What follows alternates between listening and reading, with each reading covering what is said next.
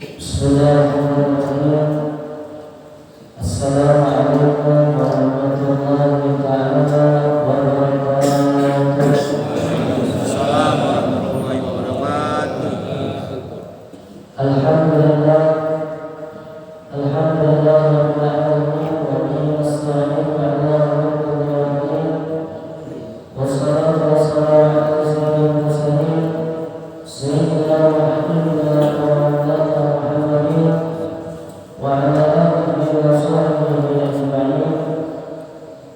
Allahumma shalli wa sallim ala sayyidina Muhammadin wa ala ali sayyidina Muhammad. الفاتح لما أغلق والخاتم لما سبق ناصر الحق بالحق والهادي إلى صراطك المستقيم وعلى آله وصحبه حق قدره ومقداره العظيم. أما بعد. الحمد لله ثم الحمد لله فالحمد لله. Segala puji hanya bagi Allah Subhanahu wa taala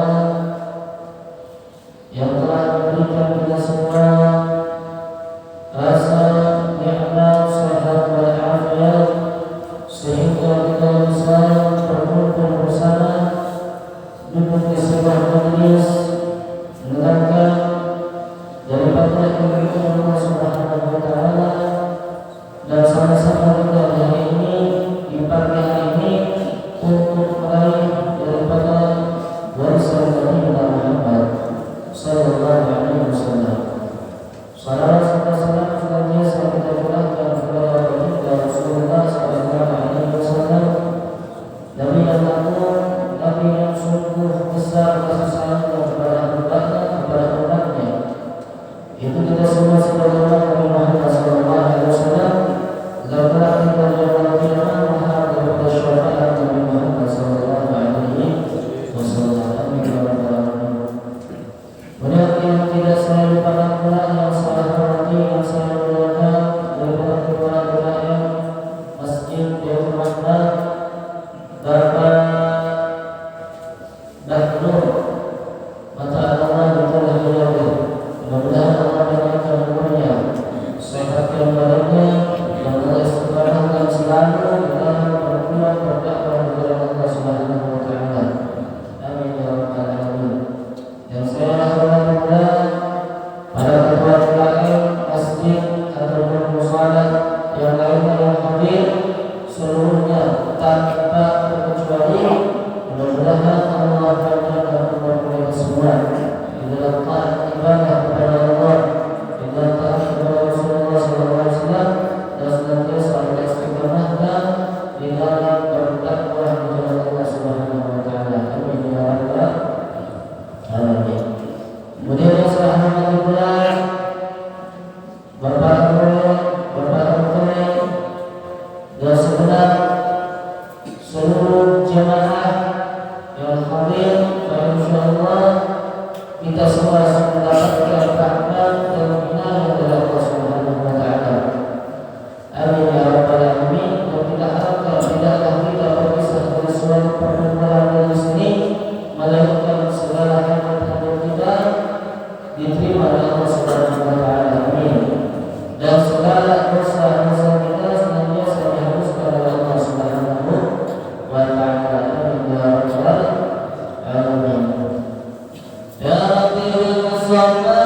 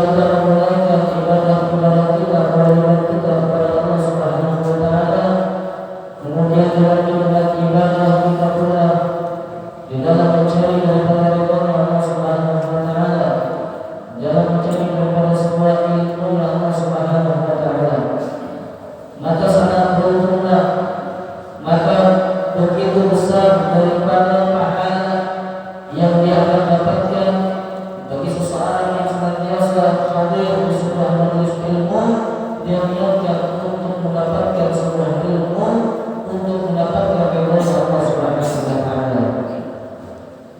Di dalam hadis Nabi Muhammad sallallahu alaihi wasallam, Nabi sallallahu alaihi wasallam beliau bersabda, "Man yataqalla yata'allama ilman ghufira lahu qabla al-khutbah."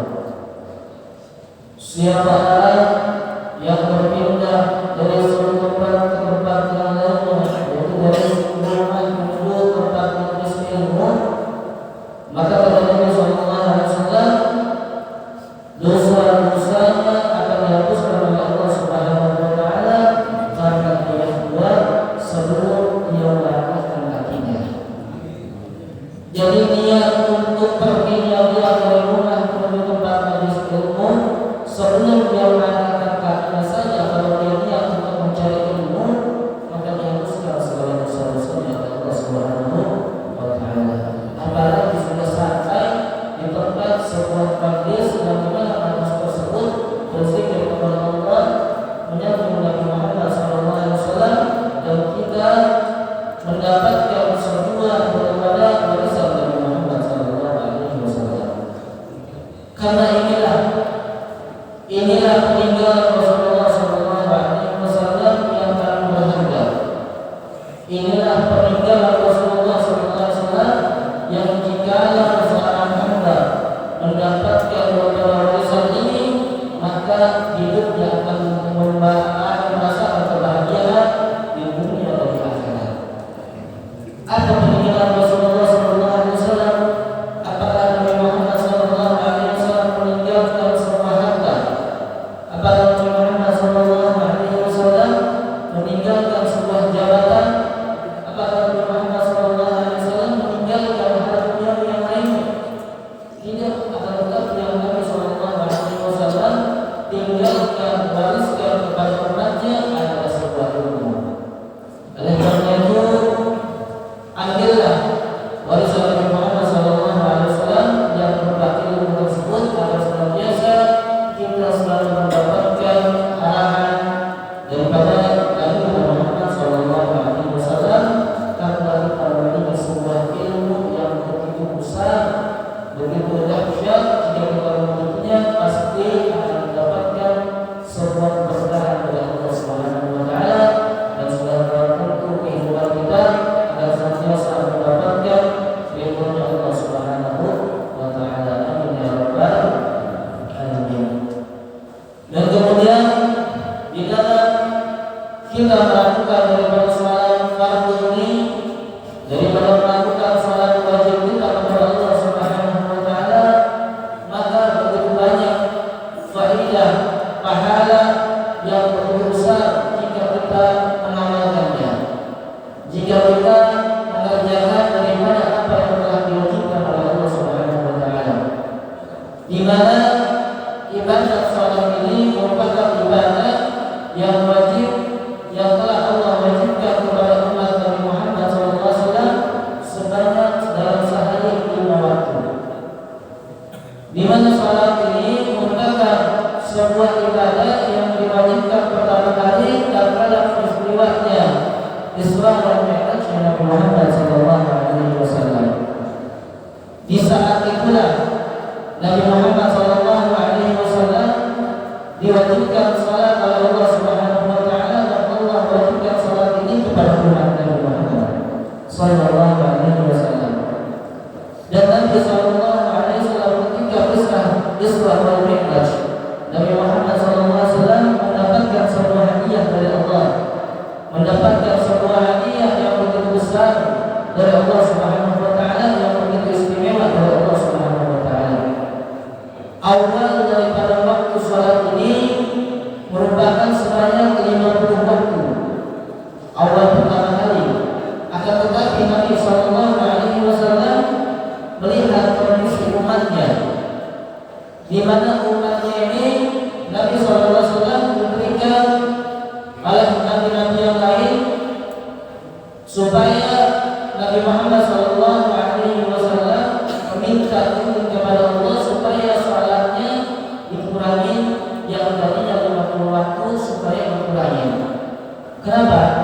Bahkan Nabi Muhammad SAW melihat kondisi umatnya pasti tidak akan sanggup melakukan sholat dalam sehari 5 waktu. Nggak usah banyak waktu sekarang aja, sekarang aja yang sudah menjadi 5 waktu masih banyak yang melakukan sholat. Betul. Masih banyak yang lalai menghadap sholatnya, masih banyak yang meninggalkan kewajiban sholatnya demi dunianya. Betul. Ini kemudian lantas Nabi SAW meminta kepada Allah agar supaya sholatnya diringankan, supaya sholatnya yang terjadi waktu supaya dikurangi oleh Allah Subhanahu Wa Taala. Ini merupakan bukti cintanya Nabi Muhammad SAW terhadap kita semua sebagai umatnya. Dan karena itu berbahagialah kita, bersyukurlah kita memiliki sosok Nabi yang begitu mulia, yang begitu perhatian kepada umatnya, yang memikirkan kita semua sebelum kita berada di alam semesta ini, sebelum kita berada di muka bumi ini. Nabi Muhammad SAW sudah memikirkan nasib kondisi kita. Tinggal kita sekarang, apakah kita memikirkan Nabi Muhammad SAW? Apakah bisa kita membuat hati Nabi Muhammad senang kepada kita? Bagaimana cara membuat hati Nabi SAW rela senang gembira terhadap kita? Yaitu salah satunya dengan kita mengajarkan apa yang telah dibawa oleh Nabi Muhammad SAW. Dan juga di samping itu pula kita selalu bersolawat kepada Nabi Muhammad SAW, karena dengan hal tersebutlah bisa membuat hati Nabi Muhammad SAW senang dan bahagia kepada kita sebagai umatnya. Dan syukur-syukur kita diaku sebagai umat Nabi Muhammad SAW. Jangan kita mengaku merasa pede, oh saya umat Nabi Muhammad, tapi tidak pernah mengerjakan sholat. Saya mengaku saya umat Nabi Muhammad SAW, tapi yang namanya bersahabat dia tidak mau. Yang namanya mengajar Nabi Muhammad tidak mau. Yang namanya mengajarkan kewajiban Allah wajibkan kepadanya dia enggan. Bahkan lalai dan meninggalkannya. Apakah pantas seorang hamba tersebut mengaku sebagai dirinya sebagai umat Nabi Muhammad SAW? Kalau kita benar-benar cinta mengaku sebagai umat Nabi Muhammad SAW, maka kita lakukan laksanakan apa yang telah diwajibkan oleh Allah, apa yang telah diajarkan oleh Rasulullah SAW. Dengan hal tersebutlah kita akan mendapatkan sebuah kecintaan dari Allah dan cinta dari Rasulullah SAW. Kalau kita cinta sama Allah tapi tidak cinta sama Rasulullah, maka cintanya tidak akan cinta palsu, tidak diterima oleh Allah Subhanahu Wa Taala. Kenapa? Karena Allah Subhanahu Wa Taala berfirman, "Qul in kuntum tuhibbunallah fattabi'uni yuhibbukumullah wa yaghfir lakum dzunubakum." Katakanlah wahai Muhammad, jika hamba-hamba daripada hamba-hambaku, daripada umatku mencintaimu, maka syarat cintanya jika ingin diterima olehmu, fattabi'uni yuhibbukumullah, maka cintailah, ikutilah ajaran baginda Rasulullah SAW. Maka saya tatkala kita mengerjakan apa yang telah dibawa oleh Rasulullah, apa yang telah diwajibkan oleh Rasulullah SAW, yuhibbukumullah, maka kita akan mendapatkan sebuah kecintaan dari Allah Subhanahu Wa Taala. Oleh karena itu, jika kita cinta sama Allah, cinta kepada Rasulullah SAW. Jangan cuma cinta sama Allah saja, tapi sama Rasulullah tidak cinta. Begitu pun sebaliknya, jangan cuma kita cinta sama Rasulullah saja, tapi sama Allah kita tidak mencintainya. Dan karena itu, dua cinta ini harus kita dapatkan, kunci untuk mendapatkan kebahagiaan di dunia dan di akhirat, yaitu jika seorang hamba sudah mendapatkan sebuah cinta Allah dan cinta Rasulullah SAW. Baik, ma'asyiral muslimin yang sama-sama diridhai oleh Allah Subhanahu Wa Taala, salat ini merupakan salat wajib yang 5 waktu. Ini sudah ditentukan daripada waktu-waktunya. Subuh, zuhur, asar, maghrib, isya, masing-masing di antara salat tersebut sudah ada waktu-waktunya. Kalau Allah Ta'ala inna salata kanat 'alal mu'minina kitaban ay mafruḍan mawqutan dan muqarraran 'alaihim muqaddaran biha. Allah Subhanahu wa Ta'ala berfirman di dalam Al-Qur'an, sesungguhnya salat itu adalah sebuah kewajiban bagi seorang mukmin, yaitu suatu ibadat yang wajib yang harus dikerjakan oleh kita semua. Dan di mana salat tersebut telah ditetapkan waktu-waktunya. Fala ta'akhkharu, dan janganlah kita sampai mengakhirkan atau meninggalkan daripada salat-salat tersebut yang telah diwajibkan oleh Allah Subhanahu wa Ta'ala. Wa qala ta'ala ya ayyuhalladzina amanu la tulhikum amwalukum wa la auladukum an dzikrillah. Dan Allah Subhanahu wa Ta'ala telah berfirman kepada Allah dalam Al-Qur'an, ya ayyuhalladzina amanu, wahai orang yang beriman, la tulhikum amwalukum wa la auladukum an dzikrillah. Janganlah melalaikan kalian daripada anak-anak kalian dan juga harta kalian dari mengingat Allah. Jadi maksud mengingat Allah di sini ayat as-salawat al-khams adalah salat 5 waktu. Jadi jangan sebab harta, jangan sebab anak kita lalai kepada Allah Subhanahu wa Ta'ala.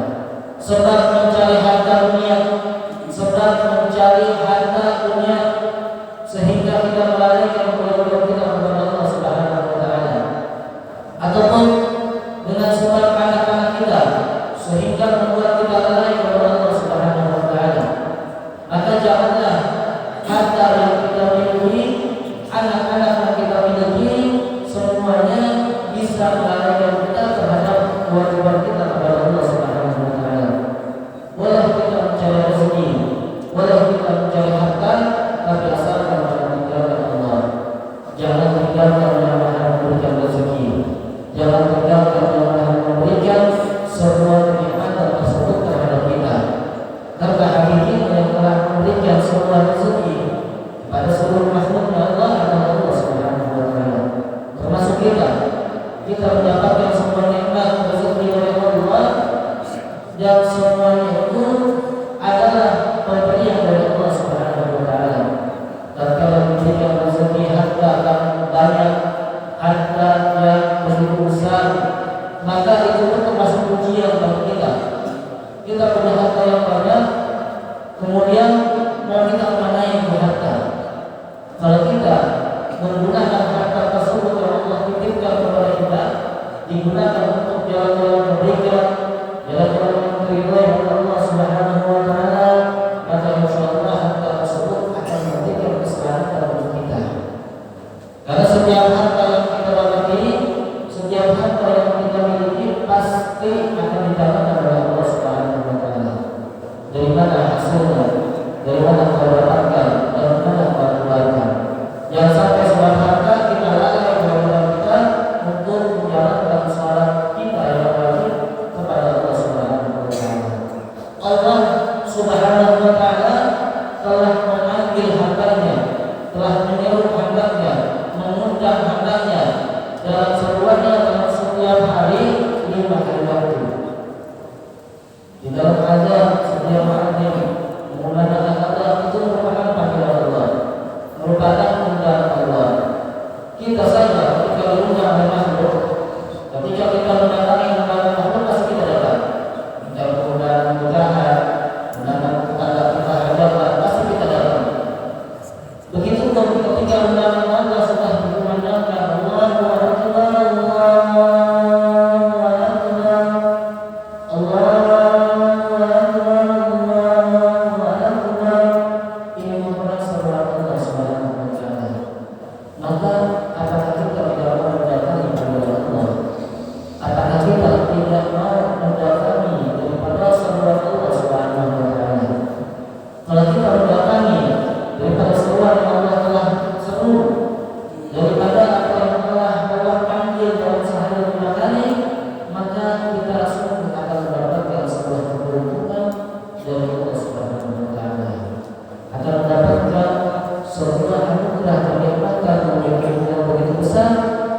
Allah Subhanahu wa taala.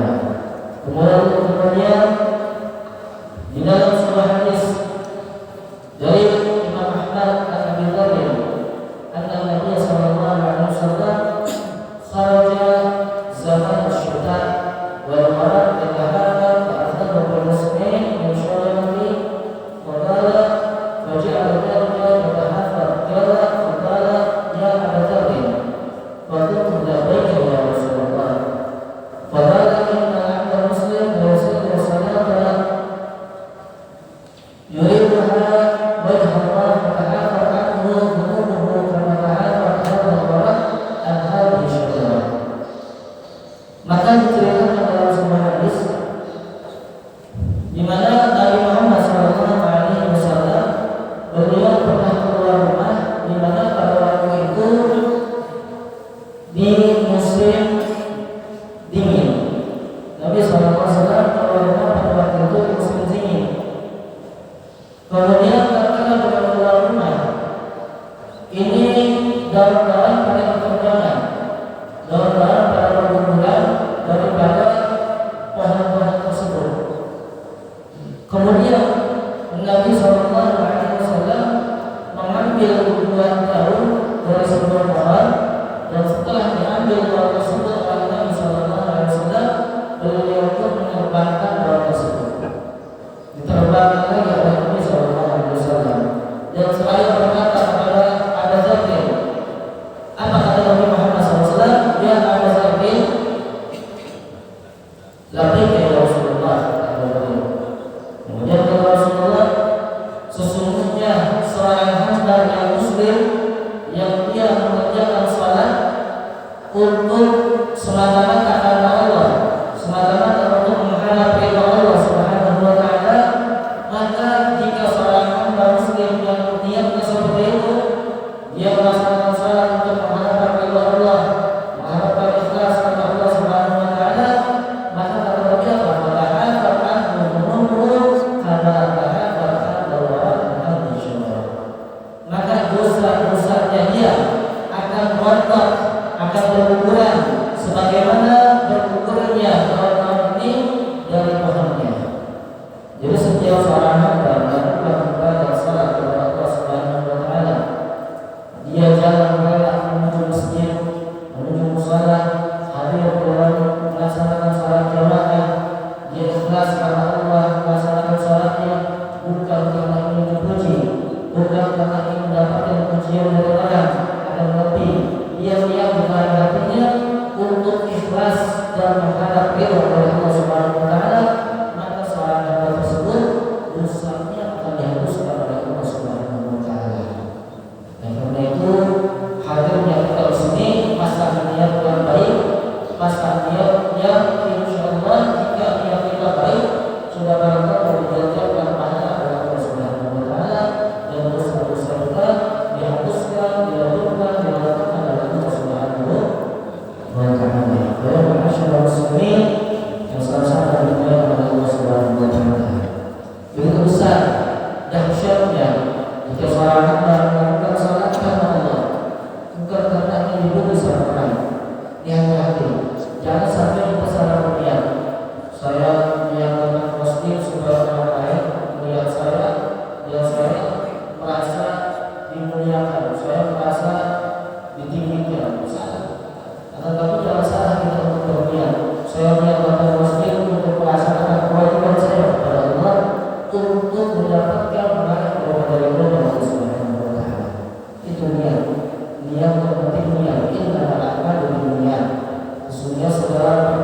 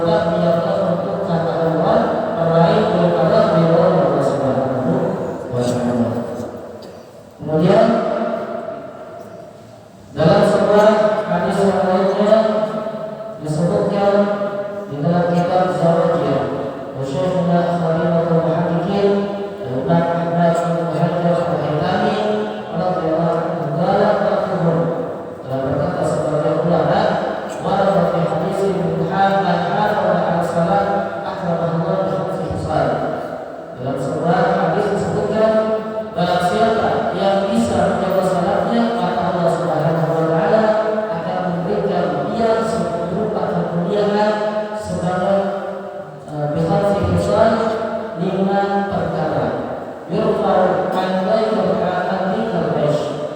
Maka kemuliaan yang pertama bagi seorang hamba yang bisa menjaga salatnya, menjalankan salatnya, kemuliaan yang pertama yang dia akan dapatkan oleh Allah, maka dia di dalam kehidupannya tidak akan merasakan kesempitan, tidak akan menemukan yang namanya kemiskinan, tidak akan menemukan yang namanya kegundahan, kesulitan di dalam hidupnya.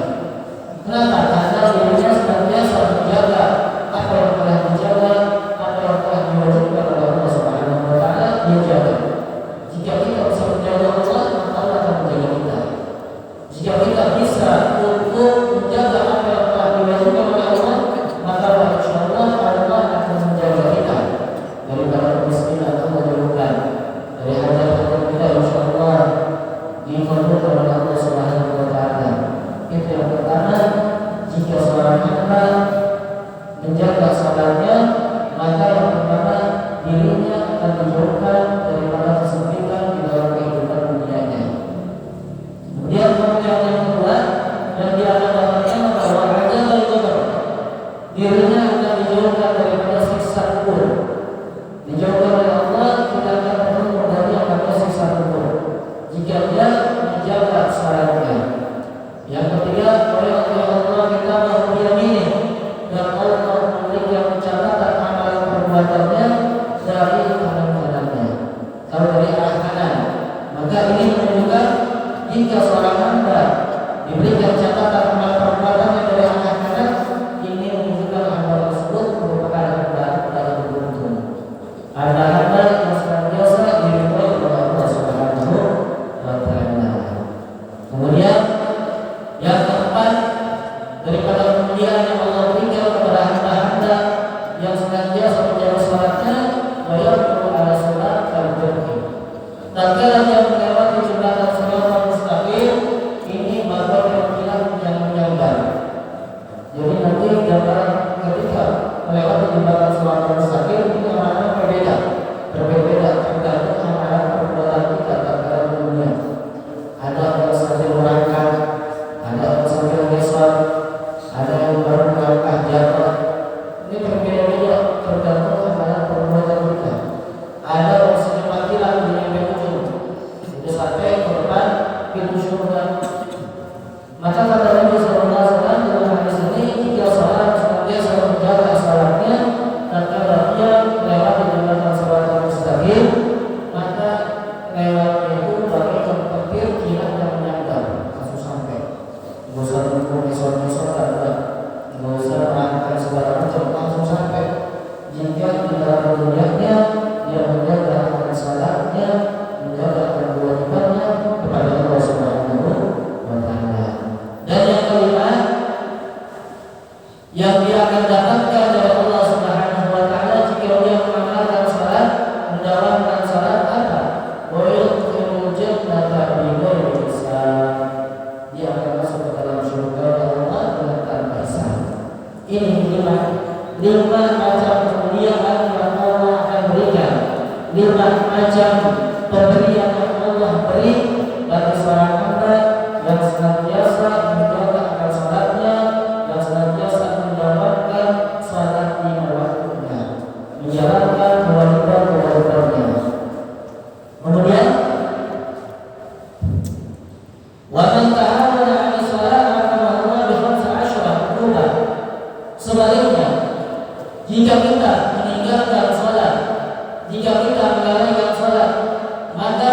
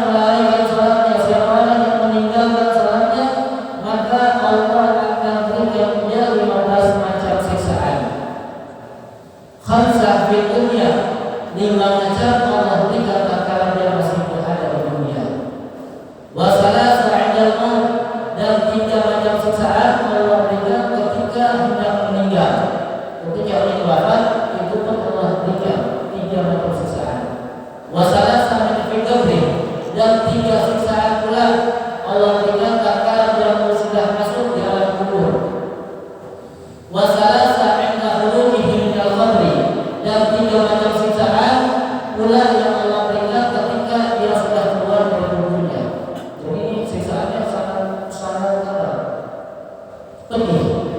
Siksaannya terus menerus, bukan cuma di dunia doang dia dapat. Ketika di dunia dapat, ketika ingin meninggal dapat, ketika sudah mendapat kubur dia dapat, ketika dikeluarkan dari kuburnya dia dapat siksaan pula. Sebab apa? Meninggalkan sholat. Ini perkara bukan untuk kita remehkan. Sholat ini jangan sampai kita anggap sepele. Sholat ini jangan sampai kita anggap ringan. Ini merupakan ibadah yang harus kita harus kerjakan. Apa saja siksaan tersebut? Fa'amal riwayat fi dunya fal-ula yazalluka min umri. Siksaan yang pertama yang Allah berikan di dunia kepada hamba tersebut, yang pertama adalah dihilangkan keberkahan dari umurnya. Allah hilangkan, Allah cabut keberkahan di dalam umurnya. Umurnya gak berkah. Dia berumur panjang tapi gak berkah. Dia berumur panjang sampai puluhan tahun, 70, 80 tahun, bahkan ratusan tahun tapi gak pernah ibadah, gak pernah melakukan sholat, maka gak ada berkah di dalam umurnya tersebut. Cabut sama keberkahan. Wasalnya yumha sayur salihin. Yang kedua, bagi seorang yang senantiasa meninggalkan sholatnya, yang kedua Allah berikan siksaan apa kepada dirinya, ialah dihapus tanda-tanda orang soleh min wajhihi, dari wajahnya. Jadi dari wajahnya dia dihapus tanda-tanda orang soleh dari wajahnya. Yang tadinya dengan orangnya bersih putih, walaupun orangnya hitam, tapi kalau senantiasa melakukan sholat, maka insyaallah walaupun dia hitam tapi terlihat bercahaya. Karena kan bercahaya di dalam menjalankan sholatnya. Ada yang putih, ada putih. Yang putih ada putih. Ya, jadi kalau yang menjalankan sholat, dia harus tanda-tanda amal sholat dari wajahnya. Kemudian yang ketiga,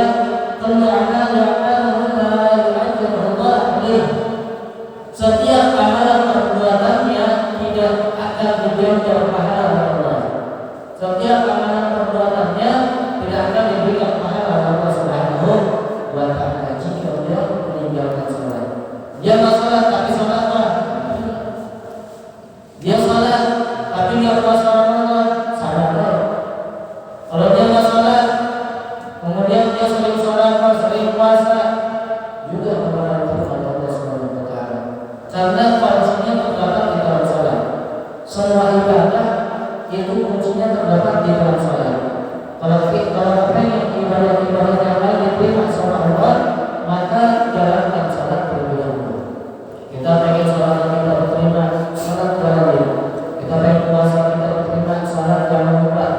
Karena semua perkara ibadah, jika walaupun kita sering mengerjakannya, setiap hari kita sholat sejuta misalnya, tapi nggak pernah sholat, percuma. Karena tidak ada pahala Allah Subhanahu wa Ta'ala. Kemudian yang keempat, la yurfa doa ila sana. Doanya nggak akan dijawab sama Allah. Doanya nggak akan diterima sama Allah Subhanahu wa Ta'ala jika dia tidak mengerjakan sholat. Kalau kita berdoa, walaupun kita sampai nangis-nangis tapi nggak bersalah, percuma. Nggak bakal diterima sama Allah. Nggak bakal diterima sama Allah Subhanahu wa Ta'ala. Karena kewajiban aja dilalaikan, apalagi terhadap Allah Subhanahu wa Ta'ala. Allah pasti akan melalaikan juga. Allah akan mengingat hambanya jika seorang hamba tersebut sedang ingat kepadanya. Kemudian macam siksaan yang kelima yang dia akan dapatkan di dunia, laisa lahu haqqun fi du'a'is shalihin. Dia tidak akan mendapatkan bagian daripada doa-doa orang saleh. Doa orang saleh dia berdoa apa? Wal muslimin wal muslimat. Untuk orang muslim dan orang muslimat. Ini doa orang saleh. Wal mu'minina wal mu'minat. Orang mukmin sudah tentu dia muslim, ya. Orang beriman sudah tentu dia muslim. Dan kalau dia tidak mengerjakan salat, dia tidak termasuk bagian orang yang beriman. Kalau dia mengaku dirinya sebagai hamba Allah, sudah tentu dirinya beriman, mengakui kepada Allah, dan dia bakalan mengerjakan apa yang telah diwajibkan oleh Allah Subhanahu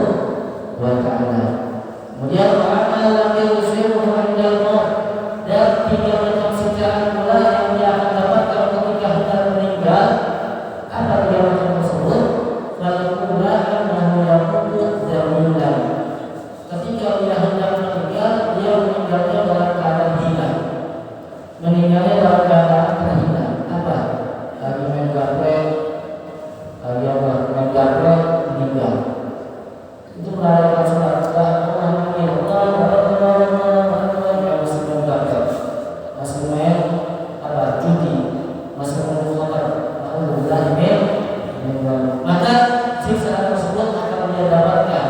Meninggalnya dalam keadaan hina, meninggalnya tidak mulia di sisi Allah Subhanahu wa Ta'ala. Kemudian yang kedua yang dia mendapatkan daripada siksaan dan telah meninggalnya, wasanya yang mengerjakan ketika dia meninggal dia akan merasakan kelaparan. Ketika akan meninggal, ketika sakaratul maut, dia merasakan kelaparan yang begitu dahsyat, yang begitu luar biasa. Ini. Kemudian yang ketiga yang mulia atau syahadat, yang meninggal dalam keadaan sangat kehausan. Ini bagi orang-orang yang berani meninggalkan salat, maka ketika akan meninggalnya dia akan memberikan siksaan tersebut oleh Allah Subhanahu wa Ta'ala. Walau sama kehalat dunia marah min arsy, walaupun seandainya dituangkan seluruh lantai, seluruh air yang ditelan dalam ini, maka tidak akan hilang rasa hausnya.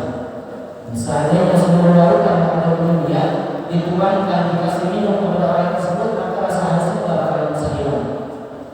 Kemudian selanjutnya wa'ala lagi yusufu ilal maut, dan siksaan yang dia bakal meninggal ketika hendak meninggal, ya, ketika di dalam kubur, ya, ketika di dalam kubur, waktunya yudhiku alaihi al-qabru hatta ada tahtalika atrahu.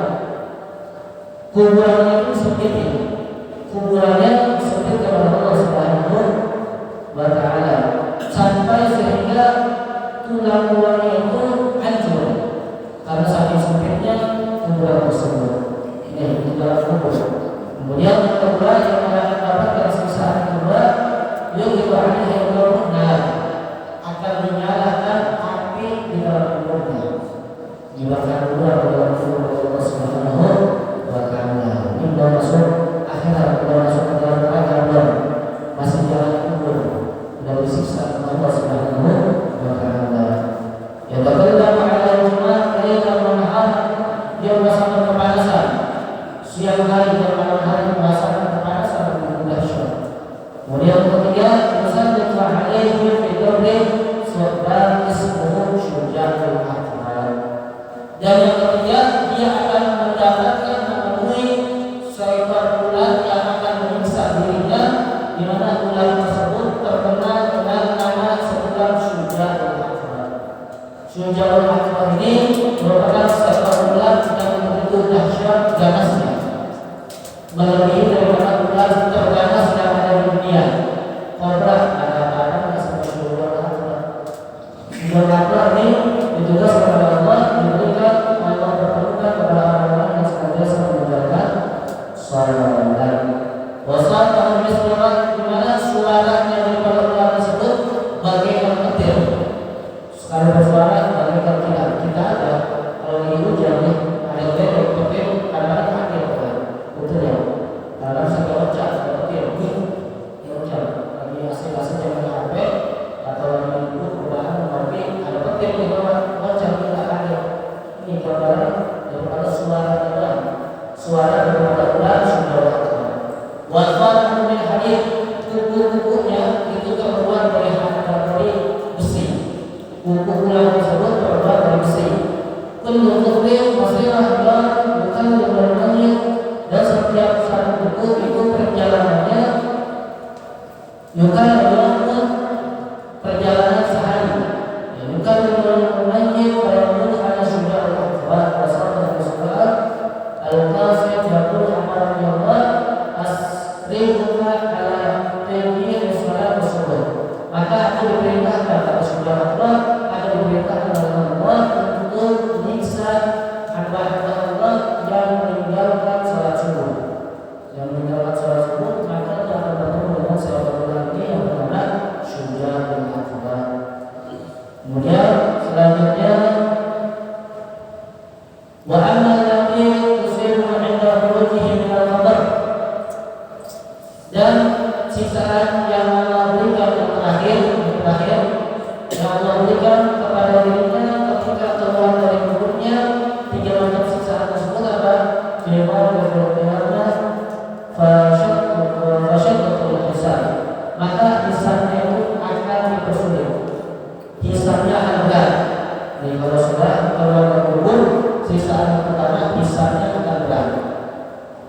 Kemudian kedua, wasfaqul qulub wal qulub.